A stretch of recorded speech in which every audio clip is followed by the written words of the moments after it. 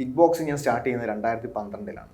എൻ്റെ kick ബോക്സിങ്ങിലും coach എന്ന് പറയുന്നത്, അതായത് മിലിറ്ററി കഴിഞ്ഞതിന് ശേഷം? ഞാൻ മിലിറ്ററിയുടെ ഇടയിൽ തന്നെ, ഞാൻ ആർമി ഓർഡിനൻസ് കോറിലായിരുന്നു. തമിഴ്നാട്ടിലുള്ള സുരേഷ് ബാബു സാർ എന്നും പറഞ്ഞിട്ട് കിക്ക് ബോക്സിങ്ങിൻ്റെ തന്നെ ഇപ്പോഴത്തെ ഇന്ത്യൻ ടീം കോച്ചും അതുപോലെ തന്നെ അവിടുത്തെ ജനറൽ സെക്രട്ടറി, നമ്മളുടെ ഇന്ത്യയിലെ വാക്കോ ഇന്ത്യ കിക്ക് ബോക്സിംഗ് ഫെഡറേഷൻ എന്ന് പറയുന്ന അസോസിയേഷൻ്റെ ട്രഷററുമായിട്ടുള്ള അദ്ദേഹമാണ് എൻ്റെ കിക്ക് ബോക്സിങ്ങിലെ കോച്ച്. അപ്പം അദ്ദേഹത്തിൻ്റെ അണ്ടറിലാണ് ഞാൻ കിക്ക് ബോക്സിങ് അവിടെ പോയി തമിഴ്നാട് പോയി നിന്ന് പഠിക്കുകയും അദ്ദേഹത്തിൻ്റെ ഒരു എന്താ പറയുന്നത് ഭയങ്കരമായിട്ടുള്ള ഒരു ബ്ലെസ്സിങ്സ് കൊണ്ട് തന്നെയാണ് ഞാൻ കിക്ക് ബോക്സിങ്ങിൽ സത്യം പറഞ്ഞു കഴിഞ്ഞാൽ ഇവിടെ ഇപ്പോൾ ഈ ഒരു ഇന്റർവ്യൂവിന് വന്നിരിക്കാനുള്ള ഒരു ഭാഗ്യം എനിക്ക് കിട്ടിയത്. ഓക്കെ, അതെന്തുകൊണ്ടാണ് ഈ കിക്ക് ബോക്സിംഗ് എന്നുള്ളത് നമുക്കറിയാം ഒളിമ്പിക്സിലൊക്കെ ഉള്ളൊരു ഗെയിമാണ്, പക്ഷെ കിക്ക് ബോക്സിംഗ് ഒളിമ്പിക്സിൽ ഇല്ലാന്ന് തോന്നുന്നു. ഒളിമ്പിക്സിൽ ഇല്ല. 2028 ഷോർട്ട് ലിസ്റ്റിലുണ്ടായിരുന്നു. 2032 ഓൾറെഡി ഷോർട്ട് ലിസ്റ്റ് ഇപ്പോൾ വന്നിട്ടുണ്ട്. ഞാൻ NIA സർട്ടിഫൈഡ് കോച്ചും കൂടിയാണ്.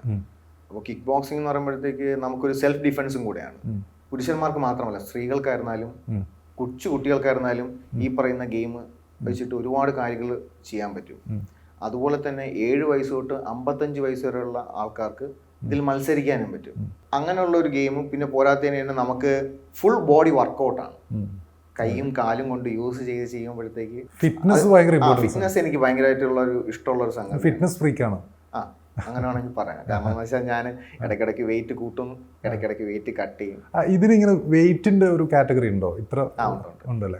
അത് ബോക്സിങ്ങിനെ പോലെ തന്നെ ഇതിലും സെയിം വെയിറ്റ് കാറ്റഗറീസ് ഉണ്ട്. 7 വയസ്സ് തൊട്ട് 55 വയസ്സ് വരെയുള്ള കാറ്റഗറി ലിസ്റ്റിൽ പെടുന്ന എല്ലാത്തിലും അതിൻ്റെതായിട്ടുള്ള വെയിറ്റ് കാറ്റഗറീസ് ഉണ്ട്.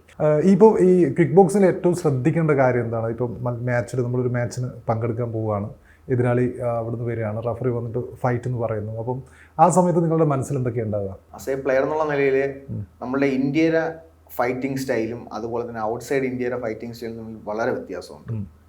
കാരണം അവർക്ക് നമ്മുടെ ഔട്ട്സൈഡ് ഇന്ത്യക്ക് ഒരുപാട് ഓപ്പർച്യൂണിറ്റീസ് കിട്ടുന്നുണ്ട്. ഫൈറ്റിങ്ങിനായിരുന്നാലും ശരി തന്നെ, ട്രെയിനിങ്ങിൻ്റെ സ്റ്റൈൽസിലായിരുന്നാലും ശരി തന്നെ ഒരുപാട് ഭയങ്കര ഡിഫറൻസ് ആണ്. നമ്മൾ ഇവിടെ ഫൈറ്റ് പറഞ്ഞ് 2 മിനിറ്റിൽ നമ്മളുടെ പ്ലെയേഴ്സ് ഇവിടെ സ്റ്റാൻഡ് ചെയ്യുന്നത് പോലെ ഒരിക്കലും പോയിട്ട് ഇന്റർനാഷണൽ സ്റ്റാൻഡ് ചെയ്യത്തില്ല. കാരണം എന്ന് വെച്ചാൽ അവരുടെ സ്പീഡ് മെയിൻ അതാണ്. അവര് ത്രോ ചെയ്യുന്ന പഞ്ചസും കിക്സും എന്ന് പറയുമ്പോഴത്തേക്ക് നമ്മൾ നോക്കിയിരുന്നു. ആസ് എ റെഫറി അല്ലെങ്കിൽ ആസ് എ ജഡ്ജ് എന്നുള്ള നിലയിൽ ഞാൻ ഇരിക്കുമ്പോഴത്തേക്ക് 2 കണ്ണും എടുത്ത് ആ റിങ്ങിന്റെ അകത്ത് വെച്ചാൽ പോലും ചില പഞ്ചസും കിക്സും ഒക്കെ മിസ്സാവും. അത്രയ്ക്ക് നമ്മൾ വളരെ കോൺസെൻട്രേറ്റ് ചെയ്തെന്നാൽ മാത്രമാണ് കിട്ടുന്നതാണ്. ഞാൻ ഫസ്റ്റ് ടൈം ഞാൻ ആസ് എ റഫറി ആയിട്ട് പോകുമ്പോഴത്തേക്ക്, ഞാൻ ജഡ്ജായിട്ട് ഇരിക്കുമ്പോഴത്തേക്ക് സത്യം പറഞ്ഞു കഴിഞ്ഞാൽ കണ്ണിൽ കൂടെ വെള്ളം വന്നു. ഏത് രാജ്യത്തായിരുന്നു? ഏത് രാജ്യക്കാർ തമ്മിലുള്ള മത്സരമായിരുന്നു ഫസ്റ്റ് എന്ന് പറയുമ്പോൾ ഇറ്റലി ആയിട്ട് ഞാൻ ഇറ്റലി പ്ലെയർ ആയിട്ട് മത്സരിച്ചപ്പോൾ ഞാൻ ഇവിടെ തന്നെയാണ്, ഞാൻ തമിഴ്നാട് ബേസിലാണ് ഞാൻ ഫസ്റ്റ് കളിച്ചുകൊണ്ടിരുന്നത്. ഞാൻ ക്വാർട്ടർ ഫൈനലിൽ ഓൾറെഡി ഞാൻ ഔട്ടായിരുന്നു. ഓക്കെ, അങ്ങനെയുള്ള ആ സമയത്ത് ഒരു പ്ലെയർ എന്നുള്ള നിലക്ക് ഈ റിങ്ങിലേക്ക് എത്തുമ്പോൾ ഉള്ള ഒരു ഫീലിംഗ് എങ്ങനെയാണ്? പ്ലെയർ എന്ന നിലയിൽ ഇടി കൊള്ളേണ്ടി വരുമല്ലോ അല്ലെങ്കിൽ? അതെ, അത് ഈ പറയുന്ന പോലെ ബോക്സിംഗിലായിരുന്നാലും ഞാൻ ആദ്യം ചെന്ന് നല്ലോണം ഇടി കൊണ്ടതാണ്.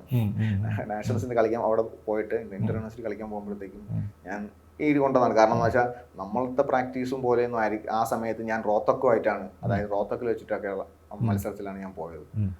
അവിടുത്തെ തന്നെ ഹോം ഗ്രൗണ്ടിലുള്ള ആളാണ് എന്നെ വന്നിരിക്കുന്നത്. ഓക്കെ, അപ്പോഴത്തേക്ക് എന്താ പറയുന്നത്, നല്ല രീതിയിലുള്ള ഫൈറ്റ് എന്ന് പറയാൻ പറ്റും. കാരണം എന്ന് വെച്ചാൽ എൻ്റെ ഒപ്പം നല്ല രീതിയിൽ അവരുടെ പ്രാക്ടീസ് നമുക്കൊന്നും അത്രയ്ക്ക് എന്താ പറയുന്നത്, നമ്മൾ ഇന്ന് പ്രാക്ടീസിന് പോയി കഴിഞ്ഞാൽ 2 ദിവസം പ്രാക്ടീസ് പോകത്തില്ല. ഇപ്പോഴുള്ള കുട്ടികൾ, ഞാനും ആ സമയത്തൊക്കെ അങ്ങനെ തന്നെയായിരുന്നു. കാരണം നമുക്ക് നമ്മളതായിട്ടുള്ള പല കാര്യങ്ങളും പറഞ്ഞ് ഇതിൽ നിന്നൊക്കെ മാറാനുള്ള ഒരു ടെൻഡൻസി കൂടുതലാണ്. പ്രാക്ടീസ് വളരെ ഇമ്പോർട്ടൻ്റ് ആണ് ഈ ഒരു കാര്യത്തിൽ.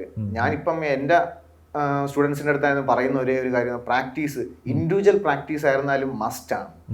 കാരണം നമ്മളുടെ സ്റ്റാമിന, നമ്മളുടെ സ്ട്രെങ്ത് നമ്മളെ നിലനിർത്തിയാൽ മാത്രമേ നമുക്കൊരു ഇന്റർനാഷണൽ മത്സരങ്ങളിൽ നമുക്ക് ആ 2 മിനിറ്റ് 3 റൗണ്ടൊക്കെ നമുക്ക് സ്റ്റാൻഡ് ചെയ്ത് നിൽക്കാൻ പറ്റും. ചിലപ്പം നേരത്തെ എന്ത് ചെയ്തെന്ന് വരും, അതായത് ഒപ്പണന്റിന്റെ ഇടി കൊണ്ട് നമുക്ക് ബ്ലീഡിങ്ങോ കൗണ്ടിങ്ങോ വരികയാണെന്നുണ്ടെങ്കിൽ നേരത്തെ തീരും.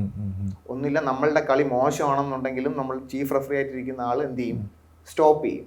RSC, അതായത് റെഫറി സ്റ്റോപ്പ് ദ കോൺടെസ്റ്റ് എന്ന് പറയുമ്പോൾ, ഓക്കെ ഒരാൾക്ക് കളിക്കാൻ പറ്റുന്നില്ല, ഒരാൾ ഭയങ്കരമായിട്ട് കളിക്കുകയും മറ്റൊരാൾക്ക് ഒരു ഇഞ്ചറി കിട്ടും എന്നുള്ള ഭയങ്കര ഒരു ഇത് വരികയാണെന്നുണ്ടെങ്കിൽ സ്റ്റോപ്പ് ചെയ്യും. റെഫറി എന്നുള്ള നിലയിൽ നിൽക്കുന്നത് വേറൊന്നും കൊണ്ടല്ല, റെഫറി നിൽക്കുന്നത് നമ്മളുടെ പ്ലെയേഴ്സിന്റെ സേഫ്റ്റിക്ക് വേണ്ടിയിട്ടാണ് നിൽക്കുന്നത്.